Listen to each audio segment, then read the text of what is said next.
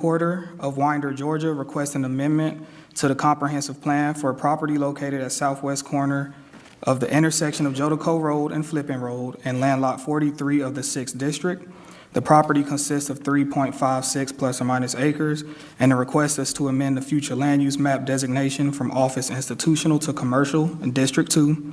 And RZ 2311, Stanton Porter of Winder, Georgia, requests a rezoning from OI Office Institutional to C1 Neighborhood Commercial for property located at the southwest corner of the intersection of Jodico Road and Flippin Road and land lot 43 of the 6th District. The property consists of 3.56 plus or minus acres, and the request is for a gasoline service center, District 2. Those two cases will be coming off the agenda tonight. Okay, thank you. That being said, do I have a motion to approve the agenda? Okay, second? Second. Okay, all in favor? Aye. Motion carries unanimous. All right. If nothing further, staff, we'd like to call the first case. Concept plan approval, Wonderland Frog LLC of Griffin, Georgia, requests a concept plan approval for property located at the southeast corner of the intersection of Highway 155 and Frog Road in land lot 74 of the 2nd District. The property consists of 2.36 plus or minus acres, and the request is for concept plan approval, master sign approval, and for other purposes as required by zoning conditions. District 1, presented by Kenta Lanham, Planner 3. Good evening, Chair. Good evening.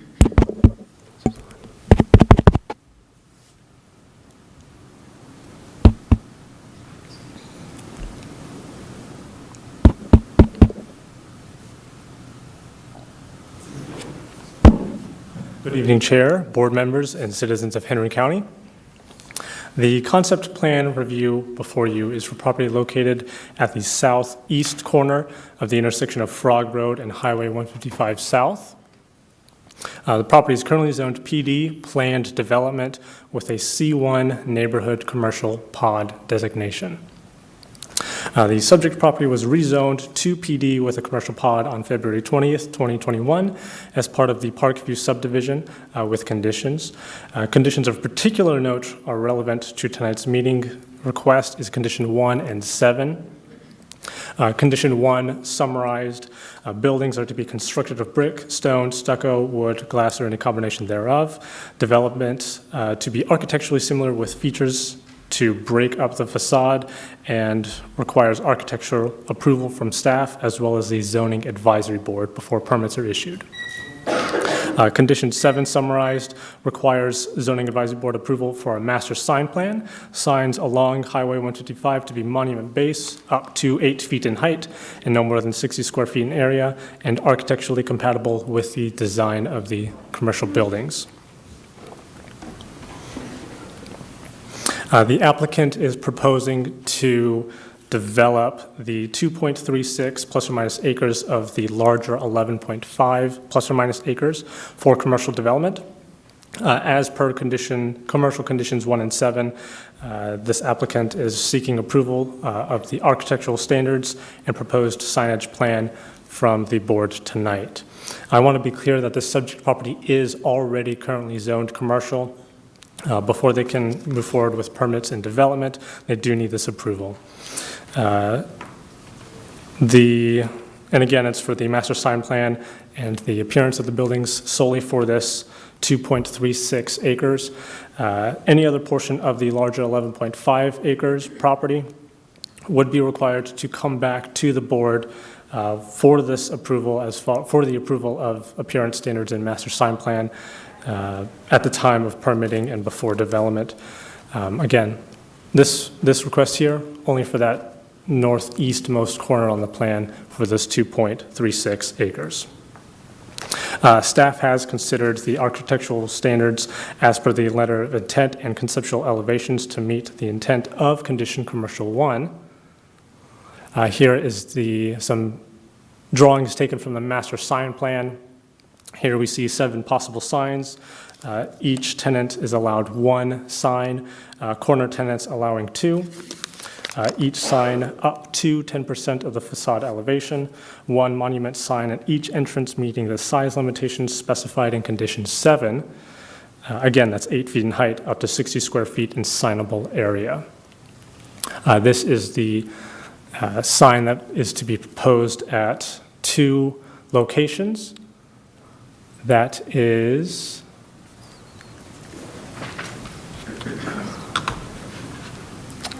right here on the plan, and another one right here. And again, this is the monument sign that they are proposing. Based on the applicant meeting the requirements of Commercial Condition 1 and 7, planning staff does recommend approval of the applicant's request with stipulations, 2 stipulations to be exact, this one here and this one here. Thank you, and I'd be happy to take any questions you might have. Okay. Does the board have questions for staff? Not at this point.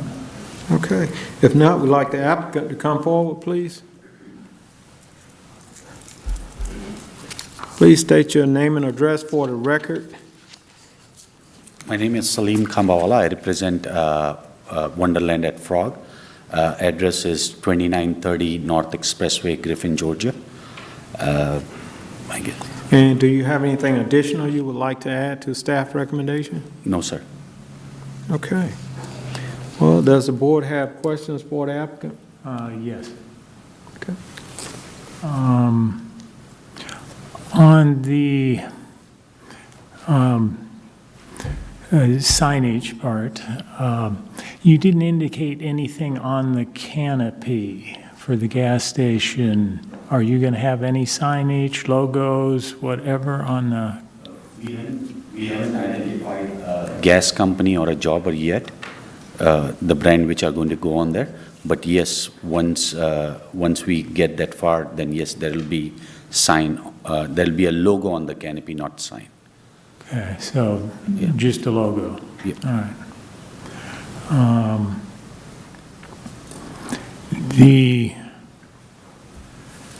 The sign, the monument signs, you've got the 8 foot by 60 square feet, which is more than what the Highway Corridor Overlay District requires. It's just 50 square feet. And I guess staff could address that? Yes, so the conditions placed on this property were at the time of 2000, so well before our Highway Corridor Overlay District. The signage requirements for the overlay district were crafted based on the Board of Commissioners' conditions that they placed on commercial properties, for example, along the highways and other major roads. The Highway Corridor standards today do limit multi-tenant signage to no more than 50 square feet for that ground monument sign. And again, this condition predates that by a number of years. Sure. But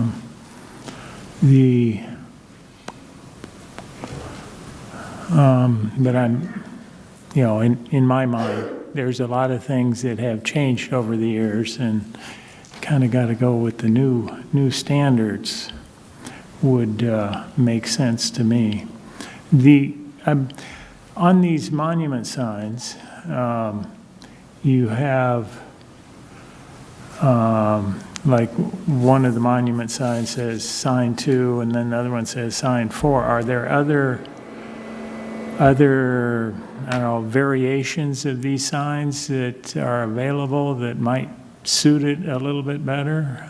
Because with the sign plus all the stonework, it gets to be a lot more massive than what the Highway Corridor Overlay really looks like out there in that neighborhood down to Bill Gardner and in that area. So I was trying to see if there was something else that might fit a little bit better. Sure. We and the staff, I think we had 12 reviews, And we finally, when you say number 2 or number 4, so to begin with, they wanted a master sign plan, which was addressing all 3 lots in there. So we started with that, and then after 12 reviews, we came to an understanding that to begin with, we were only developing the corner, but because it was a PD, they wanted to do a complete sign plan. But later on, we eliminated all that, and we came into an agreement that we will only do 2 signs. I think even the commissioner had requested that only 2 signs, and that's how we came to 2 signs, and we stayed under that 60 square foot of the requirement which was needed. So, Are there other designs that we could see that we might talk through? not right now, but yes, there were a couple of more given out. I don't know if they have it or not. Yes, there were some signs. This has been a process, and we've been working with the applicant to nail down something that both parties are happy with. I do have a few designs previously submitted. Unfortunately, the overhead camera is not operational today, so it'll be difficult to show for the good of the group. Okay.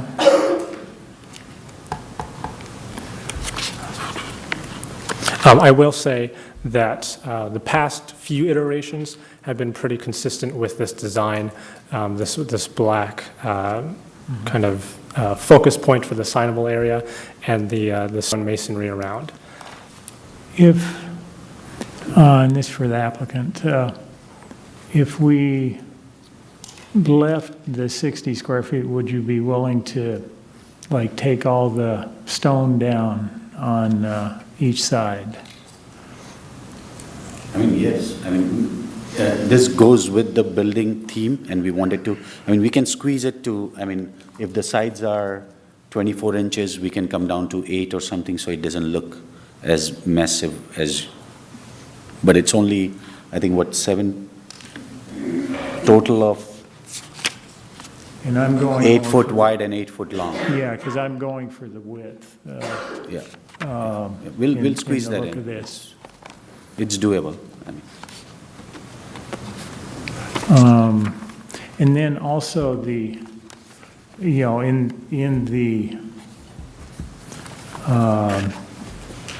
the requirements back from 2001, it just said for 155. I know one of these goes on Frog Road, and, it doesn't state how big that one is, so that, in my mind, should go to the standards of the Highway Overlay District. If we allow the bigger one there, then as you develop these other parcels, I wouldn't want it confused to, well, I can do that on the rest of the parcels. So that's... We did have a communication with the staff. We just wanted to stay consistent Sure. on both the sides. And you that's- could, but still just shrink the signage a little bit. Yep. We will shrink it from the sides if you need to.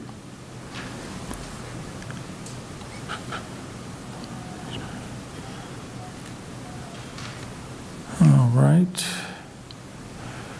And I think you've answered all my questions. Any additional questions, Paul?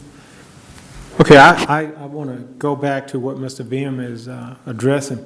Have we considered meeting the requirements of the overlay district?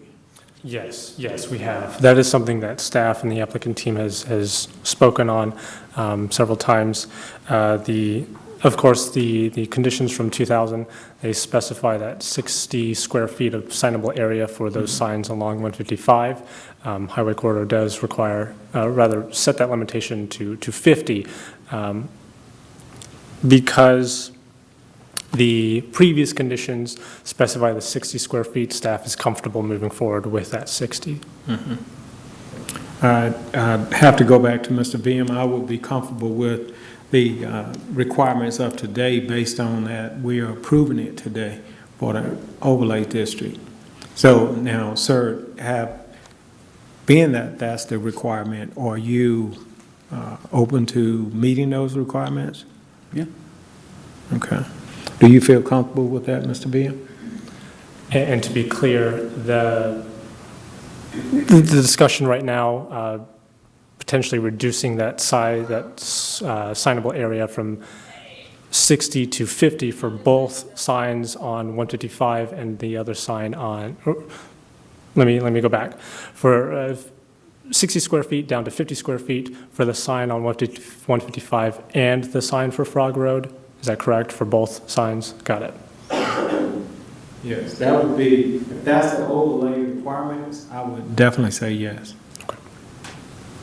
And that's maintaining consistency throughout, because if we have someone else coming here want to build something similar, we're going to require that they meet the overlay district requirements. Okay. Okay. Any further questions? Okay. Okay. So I guess a motion. No, we gotta, So I we will, gotta open this to the public. No, not for this one. yes, this is not a public hearing. Yeah. Exactly. Sorry, I should specify. Right. It's just us. Right, yes. So we are open for a motion. All right. So I will motion to approve in the building section. I just wanted to remove, let's see, on this would be like the fifth line down where it's like leave the gasoline service station with the associated tenant space, but then wipe out one standalone parcel and a multi-tenant neighborhood shopping development, to remove that just so it's not confusing that this might approve for those. They still have to come back when they have that. So to remove that line. And then on the signage, let's see, would be to approve that section, but let's see, to limit to 2 logos on the canopy, and to have the plan meet the highway corridor overlay district for size of sign that would be approved by the, in the redo that planning and zoning will approve the new signs that would be similar in effect to what is currently on the, presented to us. Okay, so just for my clarification and for the record, condition 1, going down to, I believe, the second sentence, this approval shall apply only to the proposed development of the subject property for a gasoline service station with associated tenant spaces. And as per the application materials, with that we would drop where it specifies one standalone out parcel and multi-tenant neighborhood shopping development. We would drop Correct. that language. Okay. Correct. And condition 2, we would include the language to allow for 2 logos on the canopy and to reduce the signable area of the 2 signs down to 50 square feet in accordance with highway corridor. And it must be substantially similar to what was shown today. Yes. Okay, so we have a motion by Mr. Vim that's recorded. Do we have a second? Second. Okay, we have a second by Mrs. Walker. All in favor? Motion carries unanimous. Thank you. Thank you. Staff, call the next case, please. ER 2315, Dion Taylor Sr. of Hampton, Georgia, requests a variance from development standards for property located at 197 Snowbird Drive in Land Lot 105 of the 6th District. This property consists of 0.464 plus or minus acres, and the request is for relief from the standards for accessory structures.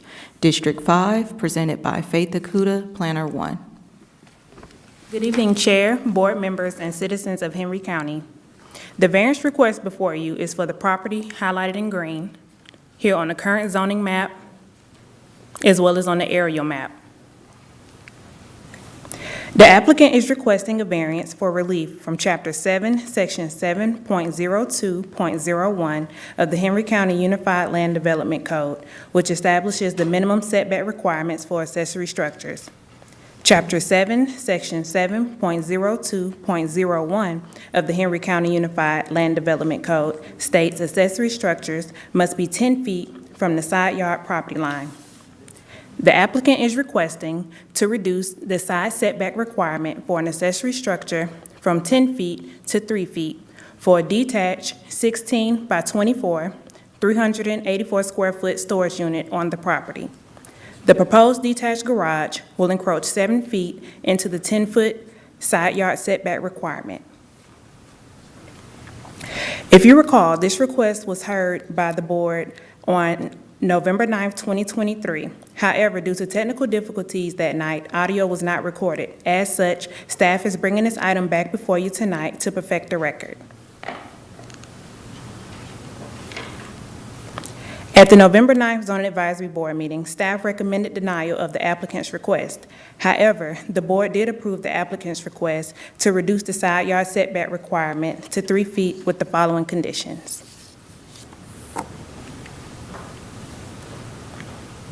I'm happy to take any questions.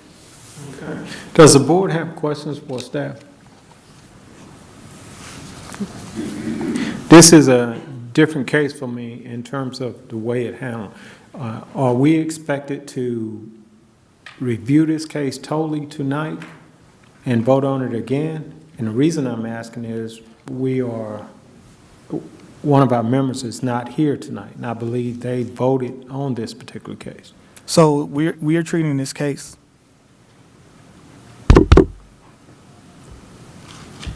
This case is actually being treated as a complete redo. Okay. Staff is just recommending that you approve with the same conditions that you did at the last meeting. Thank you. Does the board have additional questions for staff? Okay, if not, we'd like the applicant to come forward.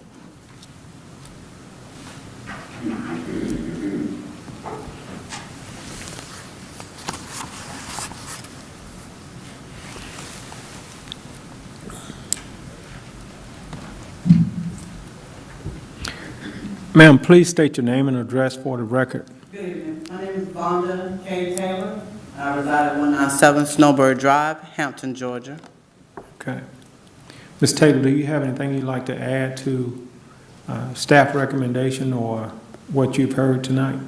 I agree with the recommendation from the previous meeting that we went over, and we understand those stipulations, and we will adhere to them. Thank you. Does the board have additional questions for the applicant? Okay, thank you. You may be seated. Thank you. At this time, we'd like to allot 10 minutes for anyone wishing to speak in favor of this case. I don't see anyone coming forward. We'd also like to allot 10 minutes for anyone wishing to speak in opposition. Again, I don't see anyone coming forward. Does the board have additional questions? Okay, call the case, please. ER 2315, Dion Taylor Sr. of Hampton, Georgia, requests a variance from development standards for property located at 197 Snowbird Drive in Land Lot 105 of the 6th District. The property consists of 0.464 plus or minus acres, and the request is for relief from the standards for accessory structures. District 5, presented by Faith Akuta, Planner 1. Thank you. We've heard the case. Do we have a motion?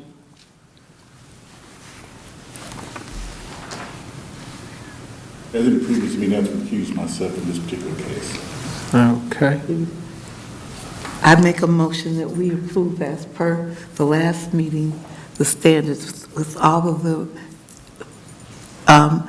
everything as before previously stated for the applicant. Thank you. We have a motion. Do we have a second? Second. We have a motion by Mrs. Walker, second by Mr. VM. All in favor? Motion carries unanimous. Okay. Call the next case, please. VR 2316, Sean and Kimberly Matthews of Locust Grove, Georgia, request a variance from development standards for property located at 840 Colvin Drive and land lots 219 and 230 of the Second District. The property consists of 6.76 plus or minus acres, and the request is for relief from the standards for accessory structures. District 1, presented by Faith Akuta, Planner 1. Good evening again, Chair, board members, and citizens of Henry County. The variance request before you is for the property highlighted in green on both the current zoning map and the aerial map. The applicants are requesting a variance for relief from Chapter 2, Section 2.01.02 of the Henry County Unified Land Development Code. Chapter 2, Section 2.01.02 states the minimum front yard setback standards for accessory structures within the RA Residential Agricultural Zoning District is 75 feet. The applicants are requesting to reduce the front yard setback requirement for an accessory structure from 75 feet to 38.1 feet for the addition of a detached 3,000 square foot structure in the front yard of the subject property.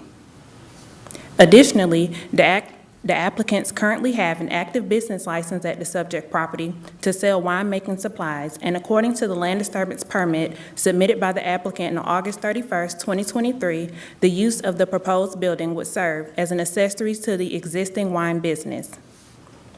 In addition to the applicant's request to reduce the front yard setback for accessory structures in the front yard, the applicant will also need a variance for the road frontage requirement in Chapter 4.04.02 of the Henry County Unified Land Development Code.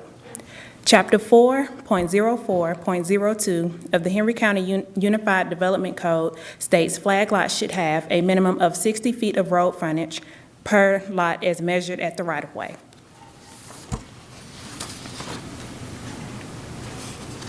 Staff recommends approval of the applicant's request to reduce the front yard setback for an accessory structure from 75 feet to 38.1 feet with the following conditions listed on the screen.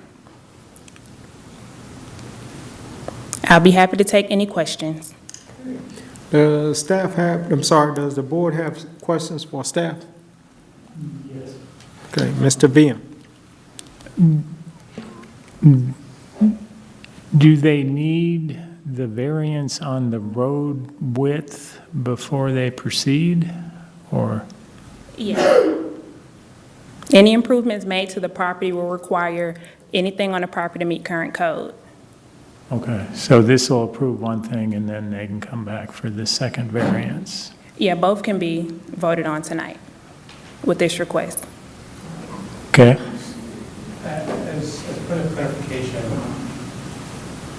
As a point of clarification, during the variance process, if staff notices anything else that would need to be addressed, it is appropriate for us to address that as such. So during our review of this, we noticed that road frontage was 30 feet in accordance with old code. New code now requires 60 feet. Staff added that as part of the variance request, to the variance request. Okay. That's it for me. Okay, any additional questions for staff?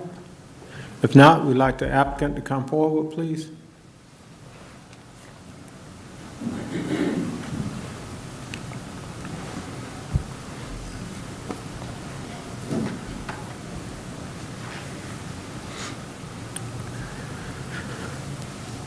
Please state your name and address for the record. Good evening, Sean and Kimberly Matthews, 840 Colvin Drive, Locust Grove, Georgia. Okay. You have anything additional you'd like to add to the staff recommendation, Mr. Matthews? No, sir. Not at this time. Okay. Does the board have questions for the applicant? Yes, I do. And this is for a wine business? Is that what the structure's for? Or Yes, what is it's the to structure? manufacture wine. Okay, do you grow your own grapes, or? Yes, we do grow our own grapes, and we also order grape juice from the local area and from outside the state. And this, currently we have a regulation on if you want to do a farm winery. Are you planning on that? Yes, we are. Yes, Because in that code, it requires 15 acres minimum. And I know you're only at 6, so it's not really telling you not to have the building, but I'm just saying you might want to check into that before you go too far, just a thought. If I may interrupt, I believe that their intent is not to have, and was defined in our code as a winery, more of a vineyard. A winery is essentially a special event facility that also grows grapes and wines. I believe this applicant is just looking to operate their wine-making business. They don't plan on inviting tourism to the house. correct. Okay. Thank you. That's correct. Okay. There will be no foot traffic on the property. So it will only be operating as far as e-commerce, but no one will be coming on the property to buy wine. Will it be mostly like, FedEx and UPS Right, kind of yes. delivery? Yes, Okay. and our daughter beats that already, so somebody's coming every day with Amazon, FedEx, UPS. So I think we have plenty of room for that and plenty of turnaround space for that as well. Sure. Okay, that was the only question I had. Okay. Yes, Ms. Walker. Okay. Now you're doing the e-commerce and everything. Does this prohibit them from in the future, if they decided they want to change it, or would this enable them to change it at some future date if they wanted to? So if you refer to the presentation, number 3, condition number 3, it prohibits them, it basically says that they can't operate a farm winery as a commercial business unless they gain the conditional use. Right now in the code, they wouldn't meet the standards to even get that conditional use because their property is too small. Small, okay. Okay. Any additional questions for the applicant? Okay, if not, we would like to, you may be seated. Thank you. We'd like to allot 10 minutes for anyone wishing to speak in favor. Or not, that's fine. Yes, come forward, please.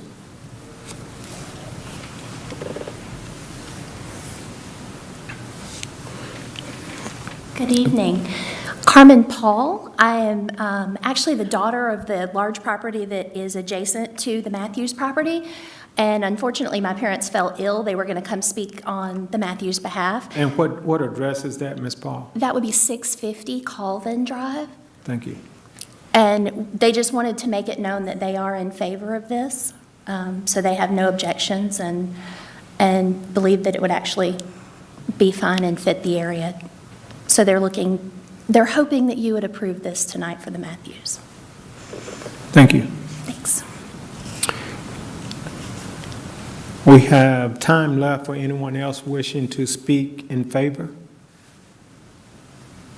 I don't see anyone coming forward. We'd like to allot 10 minutes for anyone wishing to speak in opposition.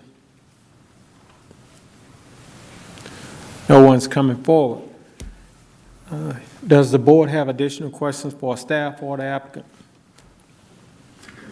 Okay, let's call the case, please. VR 2316, Sean and Kimberly Matthews of Locust Grove, Georgia, request a variance from development standards for property located at 840 Colvin Drive in land lots 219 and 230 of the 2nd District. The property consists of 6.76 plus or minus acres, and the request is for relief from the standards for accessory structures. District 1, presented by Faith Akuta, Planner 1. Okay, we've heard the case. Do we have a motion?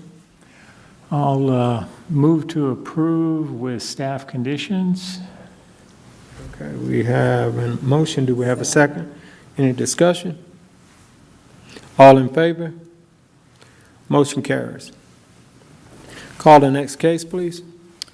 RZ 2221, the Reservoir Group of Madison, Georgia, requests a rezoning from RA Residential Agricultural to RM Multifamily Residential for property located at 3168 Jonesboro Road in Land Lot 106 of the 6th District. The property consists of 21 plus or minus acres, and the request is for a cluster housing development. District 5, presented by Kenta Lanham, Planner 3.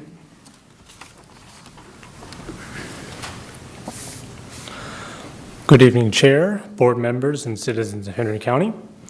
The item before you is for property located on Jonesboro Road between McCullough Road and Mitchell Road, more specifically on the north side of Jonesboro. The request is to rezone the subject property from RA Residential Agricultural to RM Multifamily, and that is shown on your exhibit maps as well as on the overhead screen.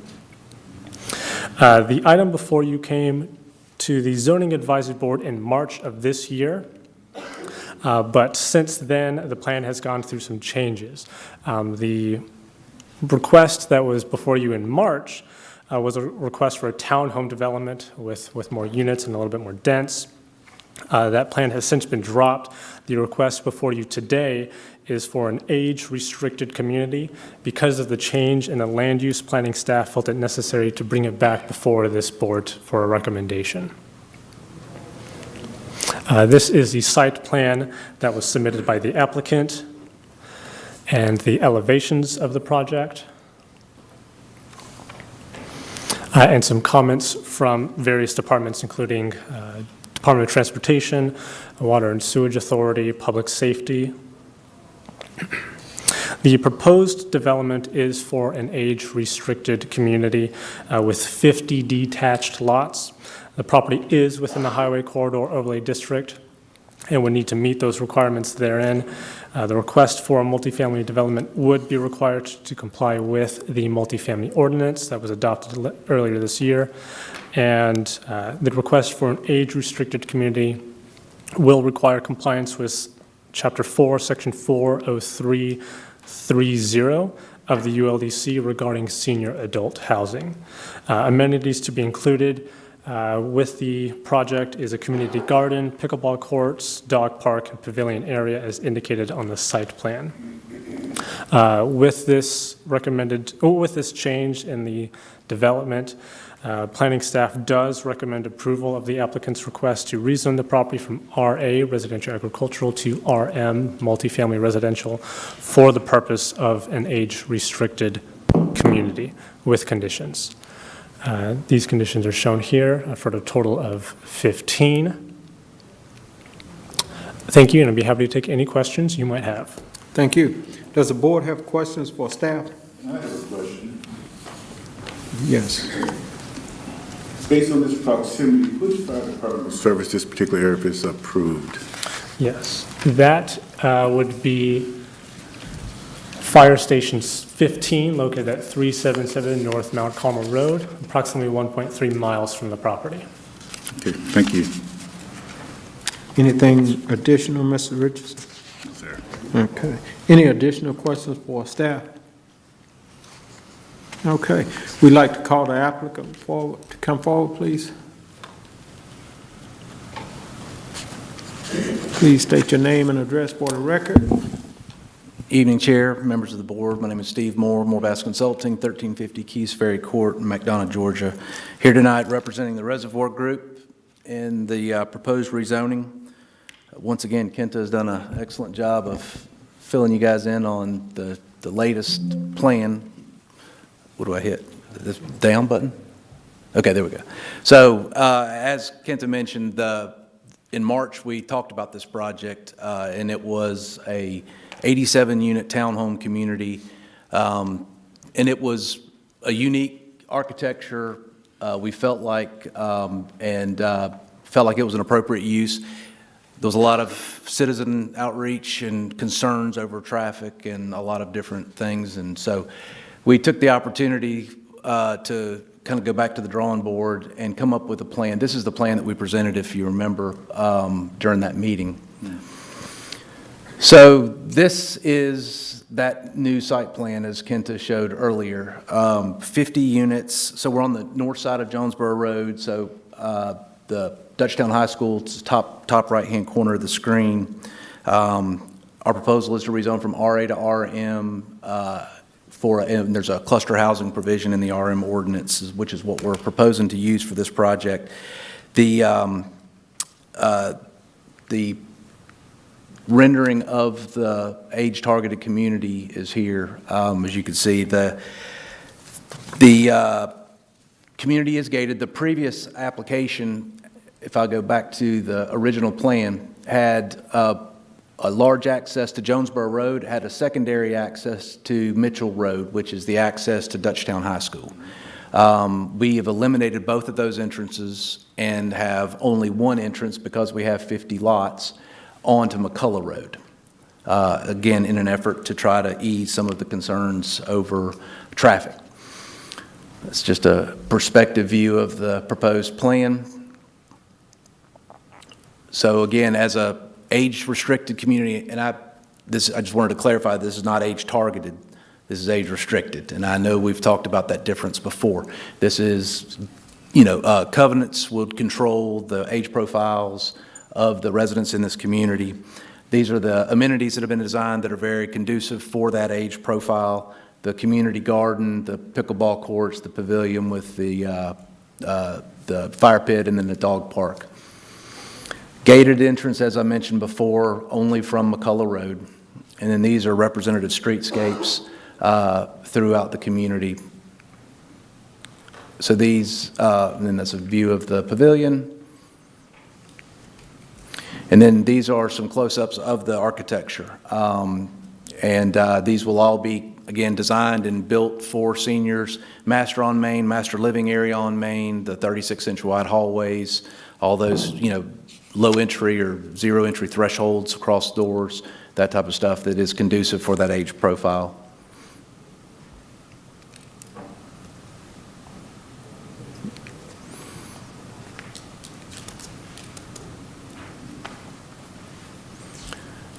And then if this works, there's a video that just kind of does a drive-through of this community that hopefully kind of paints the picture of what we're proposing. We think it's a vast improvement from the prior application, especially based on the feedback that we had received.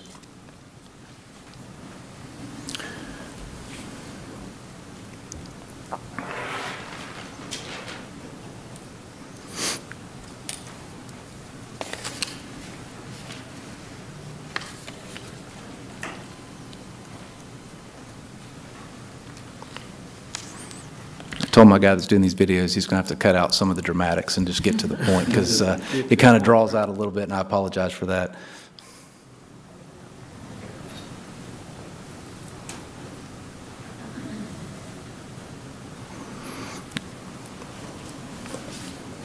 Or maybe put some music behind the background. Maybe that would pass the time better.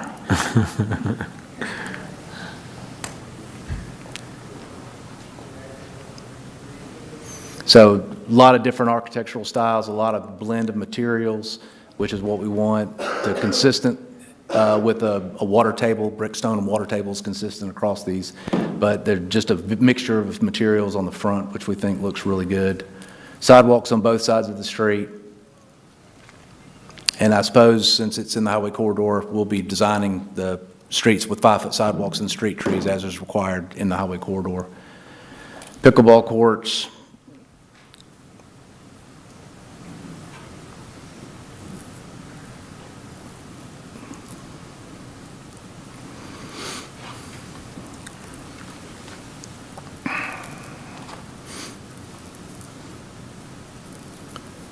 So community fire pit, I think there was a condition about a gas fire pit, which is what we'll provide there, and then the raised community gardens, which is really popular in these types of communities.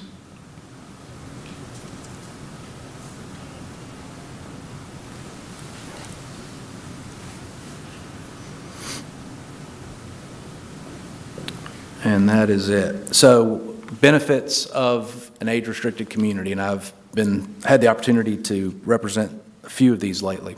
And I've done a good bit of research, and one of the largest benefits is traffic. And that was one of the things that I know we heard at the last hearing about this project was people that, I think we even had some students that were students at the high school that spoke out in opposition because of the trouble they have getting out on Mitchell Drive.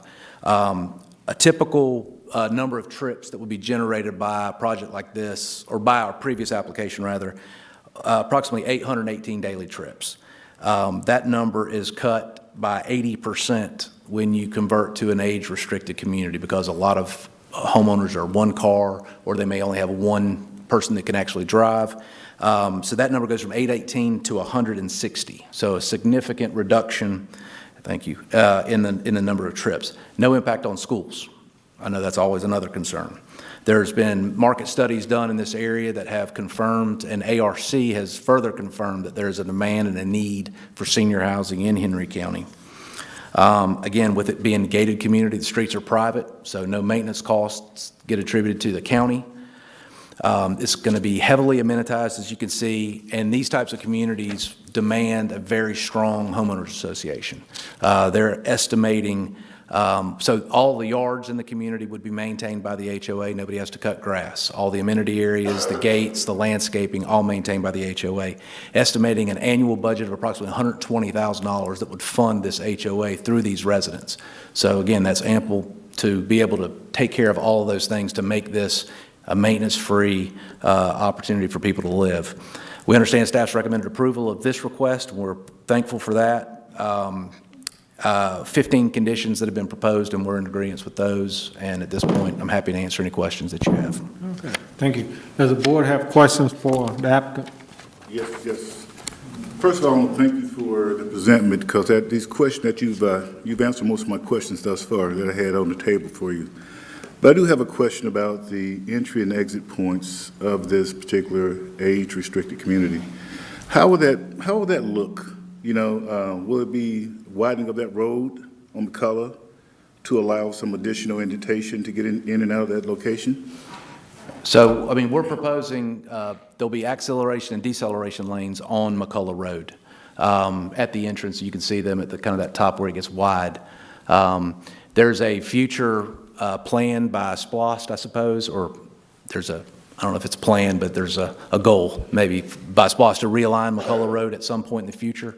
And we have intentionally pulled our development kind of to the page right to the east, significantly away from the entrance to accommodate for that. We've been provided a couple of different alternatives and nothing set in stone, but we took the worst case scenario as if it was coming through there, and we've kind of forced all of our development past that so that it gives SPLOST or whoever ends up building that road at one day in the future at least a wider swath to be able to construct that road. But we've been assured that wherever it goes, as long as it's in that zone, those zones that they gave us, that nothing would be adversely affected. We still put our entrance in, still put our accel decel lanes in, just at the new entrance location. Thank you. Okay. Any additional questions for the applicant? Okay, go ahead. I was just going to ask, what's the price point going to be? These homes they're estimated to start in the 400s, probably in the low to mid 400s at a starting point. And how many bedrooms is going to be, 2 or 3? I'm sure there'll be 3, 2, maybe an option for one of the bedrooms to be a study or an office. Okay, yes, Ms. Randolph. This is actually for staff. Can you remind us, how do we enforce the age restricted? That is a condition in our recommendation. I think this condition. I'm sorry, condition 2, development shall be age restricted, comply with Chapter 4, Section 40330, senior adult housing of the ULDC. But there would be an actual in the covenants and restrictions, a Yes. requirement of meeting that age profile before you would be eligible to live there. I don't know if that's a condition. That condition, I think, is talking about the actual construction of the homes to comply with that section. If staff wants to add a condition that requires it to be in the covenants that it's age restricted, that's perfectly fine, because that's what the intent is. That's what I was asking. This is, are we putting that also in the HOA covenants? Yes, we can have that as a condition. Okay. Mr. Moore, I'm pretty sure that we're on the same page, but when we talk about that decel lane, you are meeting the requirements, or DOT is involved with that, correct? Yes, sir. We've been in coordination with them, but as it's designed right now, we comply with Henry County DOT's requirements. Thank you. All right. Any additional questions for Mr. On Beam? the conditions, is there a limit on how much can be rental properties at one time? I don't recall There is seeing not that. currently a condition. Because normally we've been putting on 10%. Yes, that is within the context of, not age-restricted communities.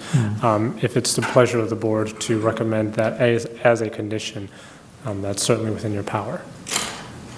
Okay. Any additional questions? If not, we have 2 minutes for anyone wishing to speak in favor. I don't see anyone coming forward. We'd also like to allot 10 minutes for anyone wishing to speak in opposition. Please come forward, state your name and address for the record. We have a total of 10 minutes for anyone wishing to speak in opposition. Angie Collins, it's not really opposition, it's just a couple of questions that I had. First of all, I want to thank the builder for, good evening, Board. I want to thank the builder for making the changes that they did, because I do remember it was originally designated as townhouses, so I'm glad to see that in this community it is going to be ranch-style houses. One of the questions I had is the material. Are these going to be solid bricks, stucco, hardy plank? What is it? Because as I look at it, that's a bit of a concern. I do see that there's one lot that appears to be getting shorthanded a little bit. Lot 44 looks like it's kind of in the street a little bit, so whoever owns that home, they're going to be shorted their property. I like the things that they have added as far as the amenities for the seniors. I think that the cap for the 10% should be added. I like the ranch style of the home, and I'm just glad to see that they are listening to what it is that we as the citizens want. So it wasn't a lot of opposition. Most of the things that I had were in favor, and as I think it was said on the board, the questions that I had, he did such a great job, they were answered. But I would like to see, just know what kind of materials they're going to be using for the homes to make sure that they are solid. Thank you. Thank you. Please state your name and address for the record. Hi, this is Brooke Winfrey. I'm at 341 Laura Lane in District 5. Everything Angie said, the previous speaker, I am for. I'm glad to see they're no longer townhomes and they are senior living homes. I think that's great. I definitely think we need a rental cap of 10% to put in there. If we don't put it in the covenants and everywhere, those corporate housing companies are gonna buy them up. Also, the lots, like she was saying, when Jonesboro Road's expanded, those two houses up there nearest the entrance, they're going to be screwed. They need a buffer there for sure, or else it's in their backyard. That's all. We have 8 minutes for anyone else wishing to come forward, and that clock is rolling. Thank you all for your time. Scotty Gavin, I reside at 500 Heirloom Drive, Hampton, Georgia, in Tradition Subdivision, not far from this proposed development. Really had more questions in regards to the proximity of this development request to the one that might have been taken off the docket, which seemed to have been changing to retail space as the road converges there, which I think is a stop sign, which potentially I would imagine that one is going to be come back at some point to be more of a gas station of some sort. Not really sure where that is, but I would think it's at the top left, maybe down the street a little bit. But my daughter also, of course, and I'm sure many others previous does attend Dutchtown High School, the amount of congested traffic just through the buses and things of that nature. Is this a gated community all the way around or just at the entrance? And then, the future development of McCullough Road, in terms of when that would potentially be widened, if that is the case. I think he mentioned something with the DOT in terms of future progress there. So, sorry to bundle a lot into one, so. All right, thank you.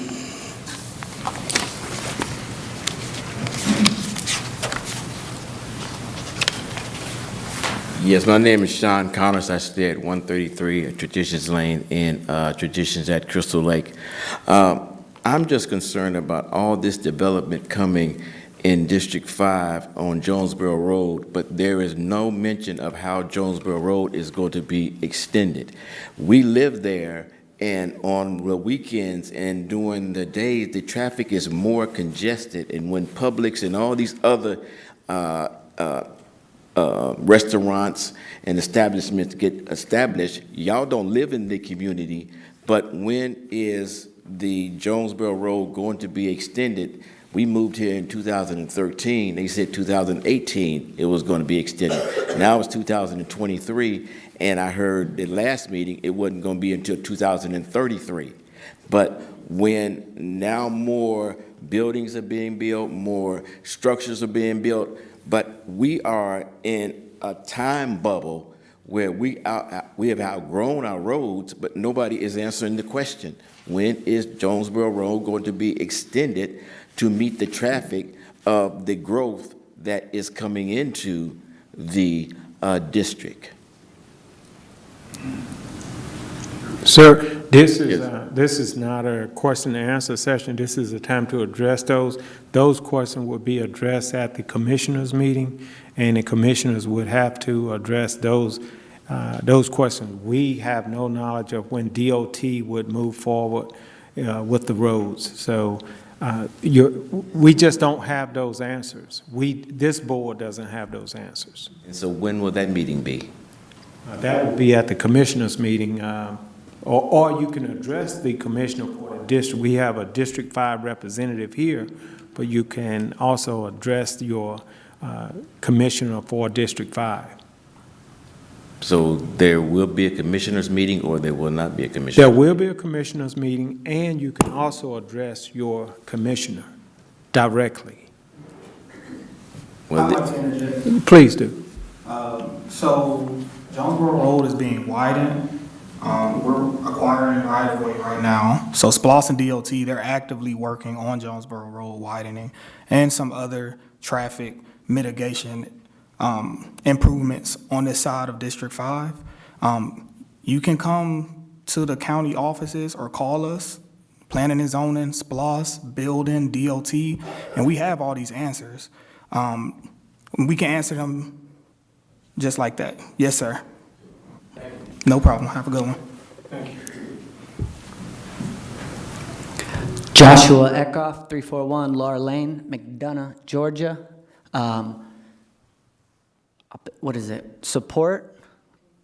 I like it. You're doing better. This has come a long way. That's not what I wanted to do. The staff recommendation, do a flock camera outside to protect our elderly. I do like seeing this because we need more of this in our community. To senior citizen, 55-plus communities are 3+ year waiting list. My concern, how long are the driveways? Because not everybody has just one car. We have multiple. We have family. We have friends.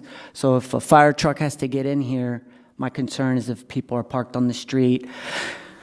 Back to your development, when you do your little 3D planning, it looked great, like a video game and whatnot, but 55+, they like to walk around ponds and water fountains and see things when they exercise. Our 55+ community needs this, but you say it's all this green space, and then boom, Publix goes up behind us. Now our 55+ community staring at Jonesboro Road being widened.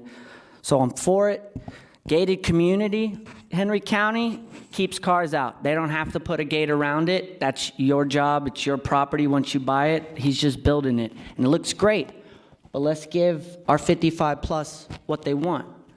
sidewalks around your retention pond, because we know that HOA ain't going to take care of it, especially how you ever leave it. So we want to see more of this. But staff, are you doing flock cameras for this? Recommendations? Because our police are maxed out, underpaid. Our 911 call center is 15 vacancies. So these communities are great, one way in, one way out. Let's keep going in the right direction. So, thank you. Yield my time. Thank you. We have 21 seconds for anyone else wishing to speak in opposition. I don't see anyone coming forward. Thank you. Does the board have additional questions for staff or the applicant? Okay, I actually do have a question. In terms of that one lot that is on the corner there, is that going to be impeded by an expansion of Jonesboro? For the applicant? No, for staff. Okay. The plans for Jonesboro Road have not yet been finalized. Any right-of-way acquisition, as Kamal had mentioned, is underway. That lot, I believe this plan does provide right-of-way considerations as far as the expansion. I believe Steve on the site plan had mentioned 70 feet for that future right-of-way there. Yeah, there's a right-of-way area that's defined kind of in that zone right there. That's the reservation, right? That's the reservation area that's been coordinated and communicated through. I'm sorry. I went in there. That's the right-of-way reservation that was reported to us by DOT of what we needed to make sure that we were out of. Will you be putting a fence there? Yeah, it's the whole project, as a gated community, the entire property would be fenced. And we'll make sure that that fence is out of the future reservation of that right-of-way so that it doesn't have to be torn down and replaced. Okay. Ms. Walker? Can staff include a limitation of rentals in make it a condition? If it's the pleasure of the board to add that condition, that is certainly within your power. Ms. To the applicant, are there any plans for surveillance of this property, as is flock or some other security surveillance? Haven't even thought through flock cameras. Don't know. I mean, it's something that we can certainly talk about as far as security goes. With its relatively small community interior, only 50 lots. So, I don't think we're worrying about the outside people coming in since it's gated. But there may be other security cameras at the amenity area, more for health response, safety, that type of safety response in case someone fell or something like that. I think that would probably be more of the case in this small of a community, especially with it being gated. Thank you. Okay. Any additional questions for the applicant? What are the depths of the driveways going into that? There's actually a zoning condition that requires those to be 40 feet from the back of curb or something, or 40 feet from the sidewalk. I can't remember what it says. I didn't bring my zoning conditions.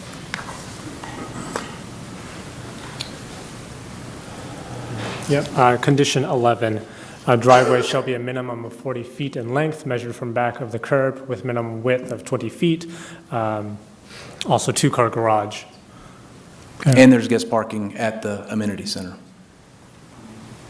Okay, thank you. Yes, sir. Okay, any additional questions for the applicant?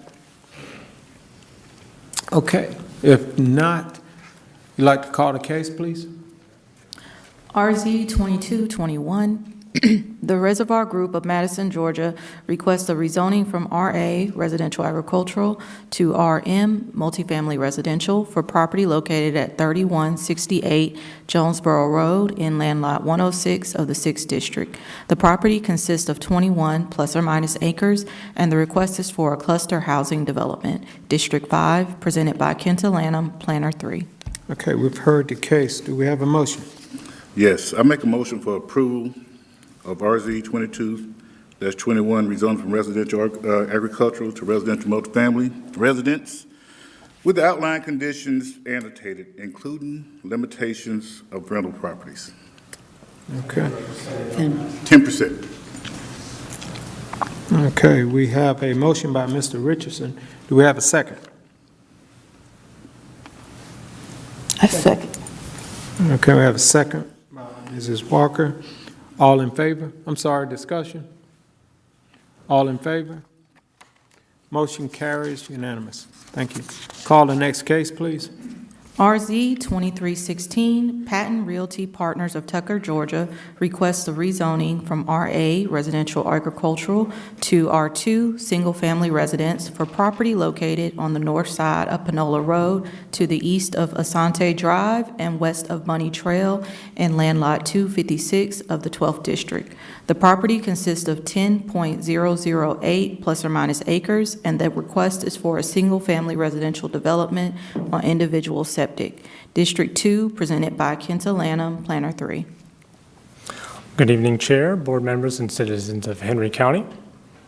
The item before you is property located on Panola Road, east of the Briar Ridge subdivision, and the request is for a rezoning from RA, residential agricultural, to R2, single-family residence. The aerial is showing the subject property in green, with current zoning of RA. And the future land use map of low-density residential, this is the future land use map of the 2040 plan. This request is being considered with this 2040 plan, given that that was the plan in place at the time of the rezoning application submittal. Applicant is looking to rezone the subject property from RA residential agricultural to R2 single-family residence for the purpose of a single-family residential subdivision. Site plan indicates 9 lots with a density of 1.63 dwelling units per acre net. Here is a map and details of some of the similar developments within the immediate area, and some comments from various departments, including DOT, Transportation Planning, the Henry County Water and Sewage Authority, school system, and public safety.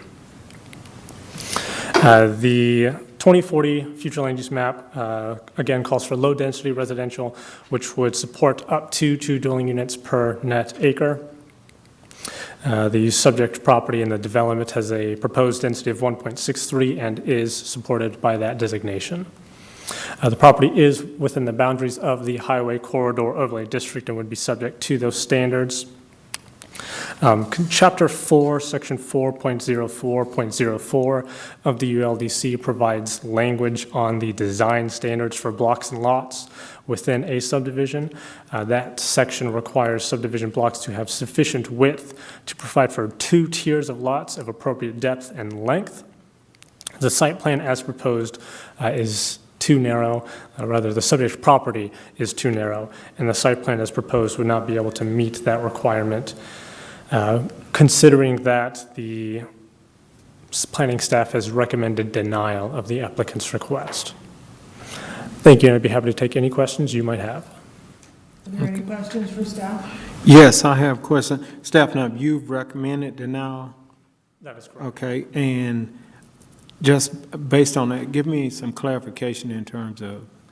Yes, so Chapter 4, Section 40404 requires that subdivision blocks sufficient width to provide for 2 tiers. So essentially, that's one lot on either side of the street.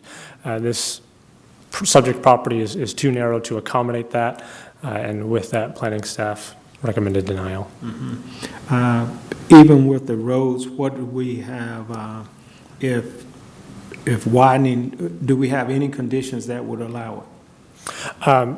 So that is specific to the interior proposed subdivision street. Our conditions wouldn't be able to address that discrepancy between the code and the site plan and the width of the lot. Okay, all right, thank you. I don't have anything. Does anyone else have a question for staff from the board?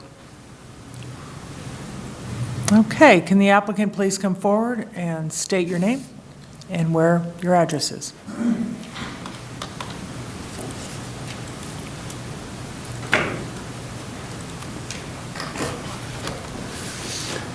Good evenings, Chair, board members, and citizens of Henry County. My name is Edward Patton. It's my son, Justin Patton. Our address is 4073 La Vista Road, Tucker, Georgia.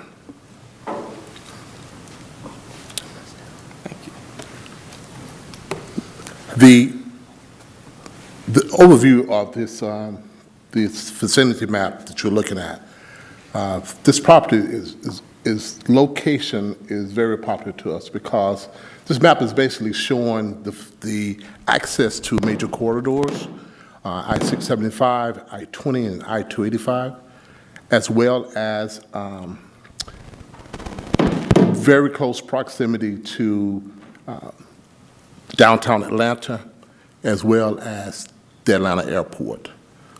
So I just wanted to show that, and then my son Justin is going to present the rest. Sure. So thank you for that. What we're presenting to do on this piece of property is to develop a subdivision as shown.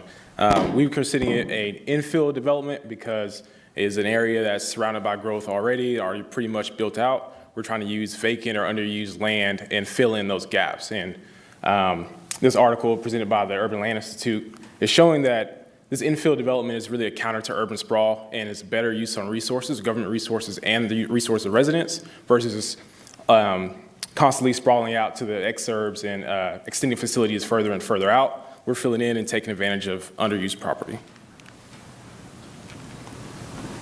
As you see, as Kinsa has shown you, we've shown the site plan, and I'll also just give you some facts about it. Like Kinsa mentioned, 9-lot subdivision. Our plan is to keep it with wooded lots. This property as it sits now is completely wooded. We really only want to clear what's necessary, like the right-of-way and the building areas, but keeping the lots wooded, also keeping the buffers between properties as wooded as possible. This plan shows 2 water quality and detention areas, mailbox kiosks, a landscaping reserve, entry monument, walking trails, and it is part of the Panola Road Overlay District, so it would require sidewalks and street lighting and street trees. Kinsa showed you this again, but just to belabor the point, what we're planning to get it rezoned to is low-density residential, R2. Your 2040 Henry County Future Land Use Plan already dictates that your goals and plans are to have this as low-density residential, so we're just trying to be proactive about getting it rezoned now. On this map is showing the proposed developments in the area. The nearest development, Briar Ridge, was developed 20 years ago, is also an R2 subdivision. There's 4 other subdivisions that have been done that are all R2. We're trying to do the same. Our neighboring properties, we're just south of the DeKalb County border, but all of our neighboring properties are single-family residential and vacant land. On the screen is showing the proposed elevations that we'd like to do on this property. Our homes are planned to be from 3,000 to 4,500 square feet with a target sales price of about $600,000. Our home plan to include 1- and 2-story products with primary bedrooms on the main floor.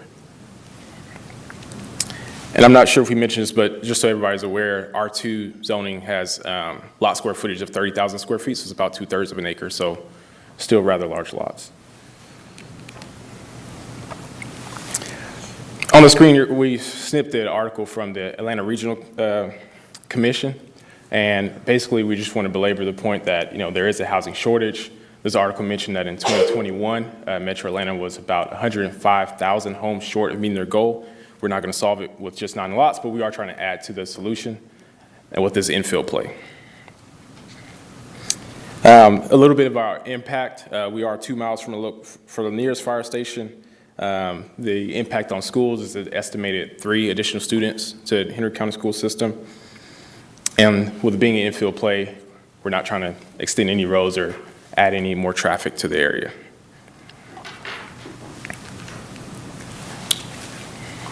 And just to finalize it, this is just part of the team that we're showing. Myself, Bob Turner, Justin Patton, and Vincent Jones. It's all part of the firm.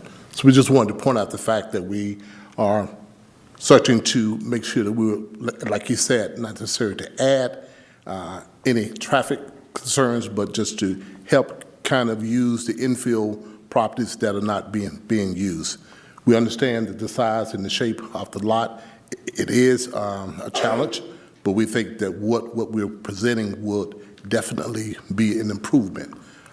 Infills are becoming popular around the United States because a lot of your large lots have taken up around the metropolitan areas.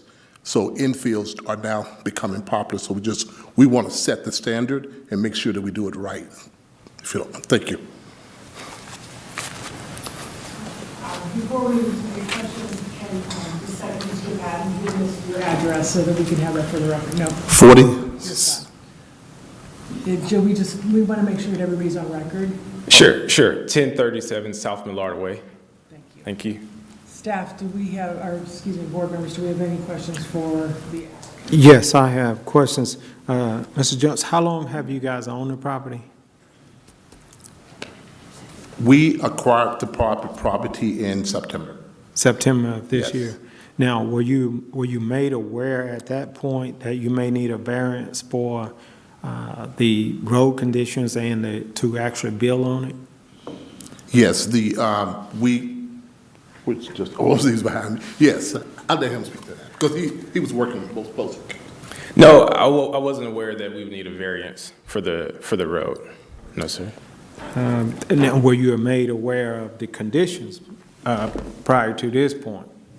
In terms of the site shape? In terms of the road, were you aware that it didn't meet the requirements? No, sir. Okay. But in terms of block length, it meets the requirements. In terms of homes being on one side of the street, that's part of your code, but there's plenty of streets with homes on one side, and we were just, the way our property shape was, there was not much we could do about it. Okay, but did anyone inform you, or did you inquire about it, or what happened, staff? Yes. So that is, researching our code in further detail, that was something that unfortunately came to my knowledge a little bit later during this process. It is something that was overlooked at the time of the pre-application meeting, which is a meeting to discuss a request with the applicant and staff. Okay. Okay, I don't have anything further at this point. Anyone else on the board have a question for staff or applicant? All right, thank you for your time. We have 4 minutes and 17 seconds left for anyone willing to speak for this particular proposal.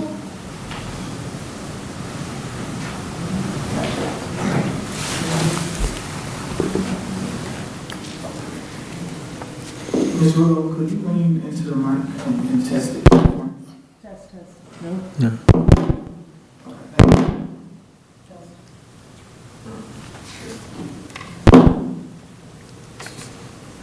Okay. Sir, can you, do you want to set the clock or restart it? Oh, thank you. Staff, can you reset the clock, please? Okay. It was about 30 seconds to work on these technical difficulties. Thank you. Okay, thank you. Mr. Richards.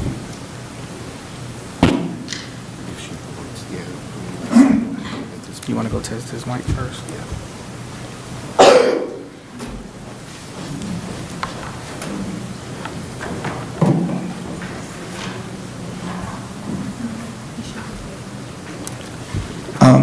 If you wouldn't mind, we're going to ask you to move to Mr. Richards' seat. It seems your mic is not properly working.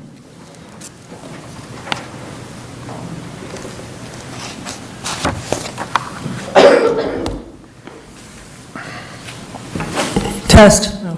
Thank you. We have 4 minutes and 30 seconds remaining on the clock. Would you please give us your name and your address? Yes.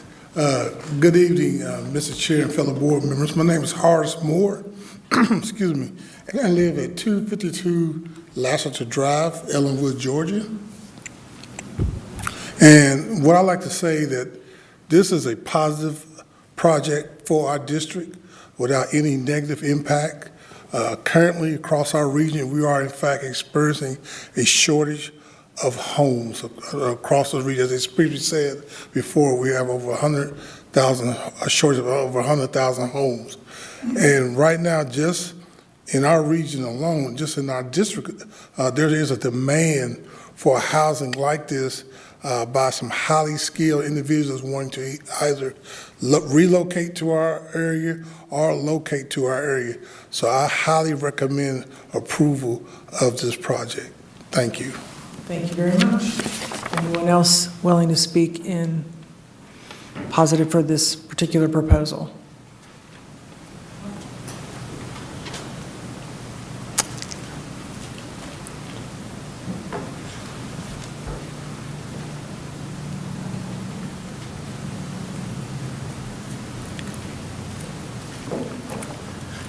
How y'all ladies and gentlemen doing tonight?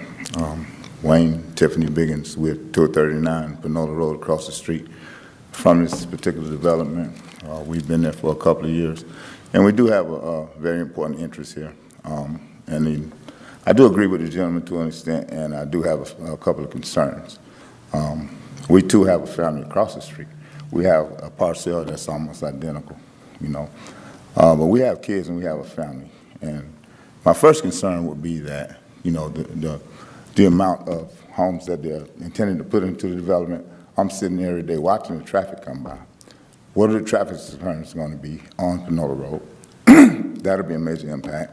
So I must address it because in the future, if my kids want to move onto my property and we only intend to build maybe 1 or 2 structures that would accommodate our family in a 7-8 acre lot right across the street, what are going to be the traffic concerns then, you know, for our families and whatever?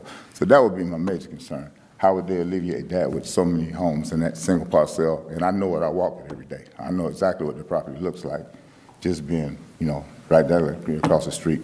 Now, it's a great, yes. I'm sorry, I was just going to say, yeah. So are you speaking in opposition? I'm trying to figure this out, and I do have a question about that because we have an existing road on our property, which is directly across the street, okay? And I do see they're going to have to widen the road, so we won't. So on our particular property, and you know, the thing is, I'm for it, but I would like to see less traffic going through there, if possible. Maybe some type of restriction on the type of homes that can be put there, or something else in place, because I'm certainly not sure whether those single-family homes will actually, you know, accommodate all that traffic coming in there if Panola Road isn't wide, and that's my only concern. Otherwise, it is a positive project, and it will help our community. There's a lot of land down there that needs to, you know, to have those homes. But if there's some type of structures that can go there and whatnot, that would be my only concern, and I don't want to be a naysayer in this particular position, but I am concerned about the traffic. Thank you. Yes. We have 2 minutes and 7 seconds remaining. Anyone else wishing to speak in favor? Seeing no one, we will reset the clock for 10 minutes. And anyone wishing to speak in opposition, please come forward.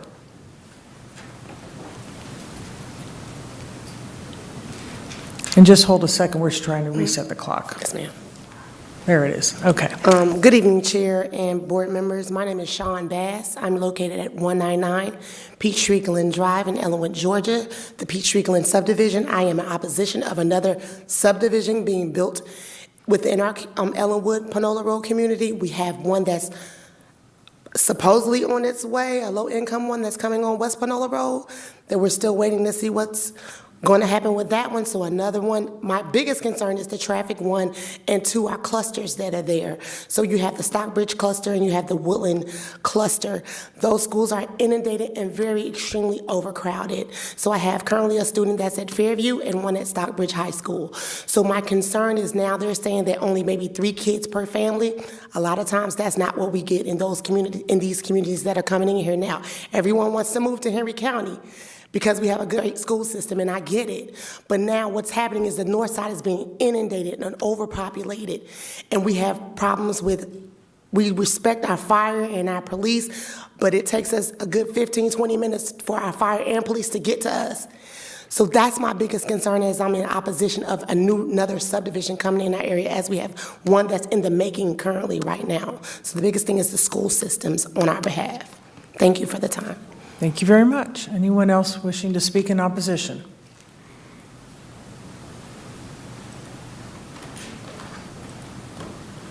All right, seeing no one's come forward, do we have any other questions for staff? Yes, I have questions for staff.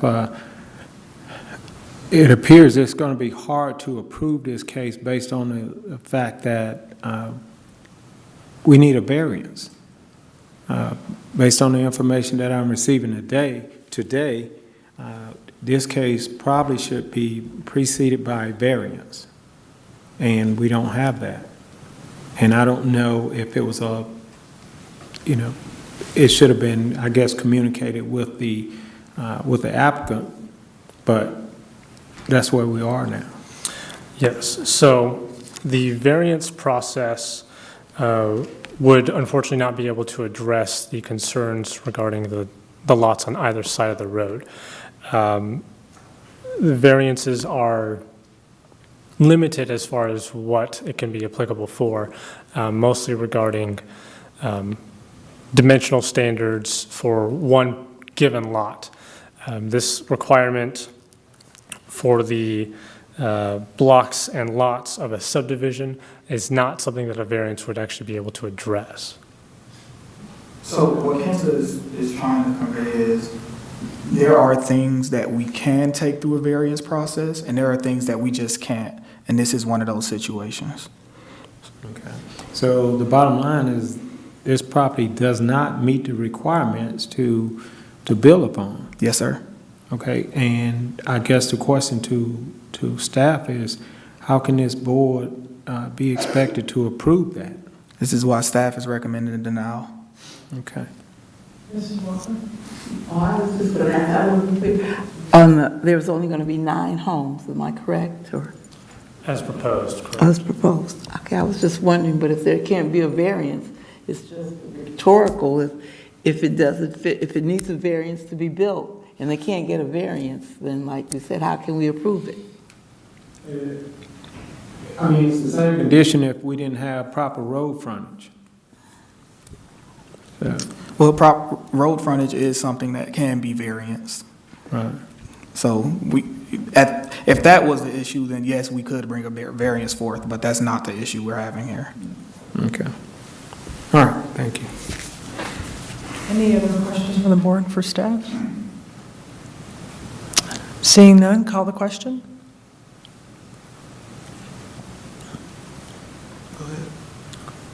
RZ 2316, Realty Partners of Tucker, Georgia, requests a rezoning from RA Residential Agricultural to R2 Single Family Residence for property located on the north side of Panola Road to the east of Asante Drive and west of Bunny Trail in land lot 256 of the 12th District.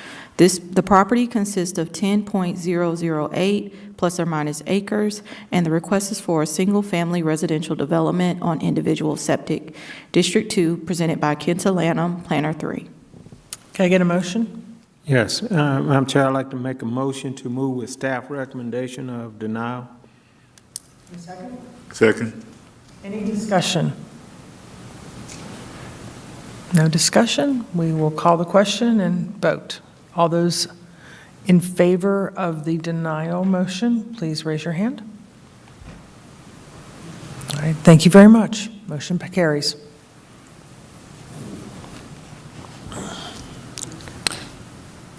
RZ 2319, WC Acquisitions LLC of Atlanta, Georgia, requests a rezoning from RA Residential Agricultural to MU Mixed Use for property located at 982 Jonesboro Road and land lot 97 of the 7th District. The property consists of 30.242 plus or minus acres, and the request is for a mixed multifamily residential and commercial development. District 4, presented by Kamal Asalam, Assistant Director. Good evening, Chair, board members, and citizens of Henry County. The rezoning request in front of you is for property located at 982 Jonesboro Road on the corner of Oak Grove Road. The subject property is highlighted on the overhead maps, and the future land use designation is high-density mixed use.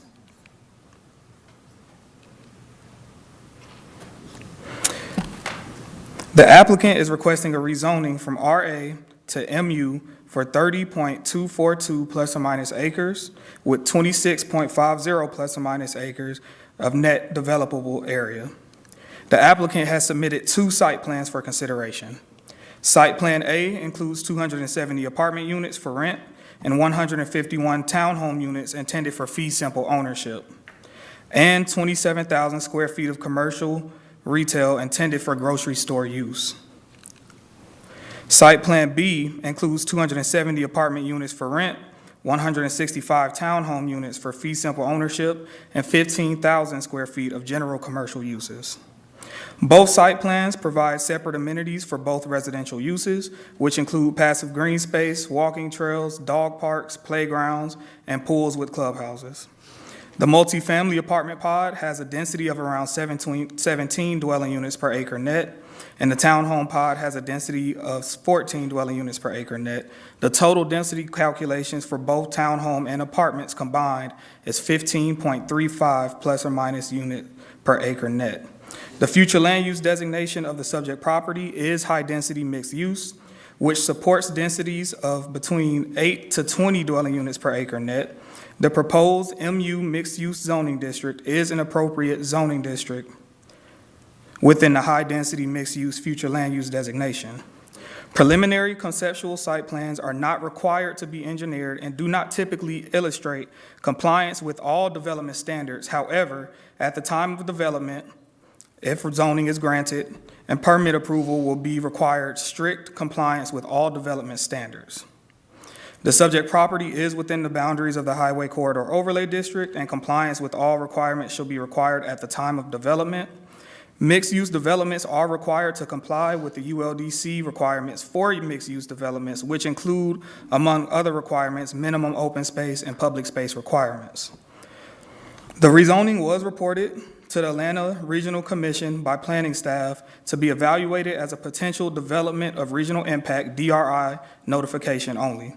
Per correspondence received by planning staff, the proposal does not meet or exceed minimum DRI thresholds at this time. Staff is currently in discussion with the applicant team about building style and material. However, the applicant will present elevations in their next presentation for consideration. This slide shows an overview of different developments in the immediate area that are similar in nature to the proposed request. The pink that you see on the screen is representative of the mixed-use zoning district, which is supported in the high-density mixed-use future land use designation. This area of Jonesboro Road has been trending as high-density mixed-use corridor over the last decade. According to the Henry County Water Authority, water and sewer service is available to the property. A traffic impact study would be required per Henry County DOT. A traffic impact analysis is conducted by a traffic engineer and forecasts additional traffic associated with the proposed development. This identifies potential problems that may influence traffic flow and suggests ways to mitigate any negative effects. This study is then enforced by the Henry County DOT and SPLOST departments, and it is the developer's responsibility to install the suggested road improvements and traffic mitigation measures. The school board has been made aware of the potential development and all developments in the immediate area. And while there are no immediate flags from other development departments, more in-depth analysis and review will be conducted following tonight's ZAB meeting, leading up to the Board of Commissioners meeting, and even after the Board of Commissioners meeting, if granted approval during the permitting stage. This kind of development is looked at extensively and combed through with a fine comb.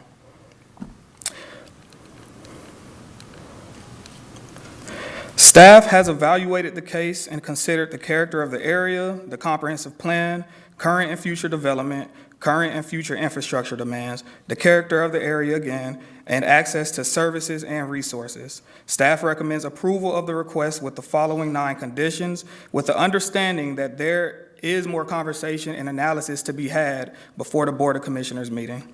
And I'll be happy to take any questions.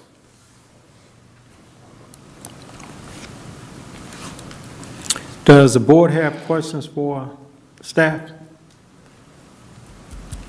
Yes, I have a question. How many apartments are set to be erected in say a 2-mile radius? So if you're taking both The east and western portion of Jonesboro Road, that's roughly 2,500 to 2,800 apartments. Some of them are still in conversation. At just this side of Jonesboro Road, about 1,800 to 2,000. Thank you.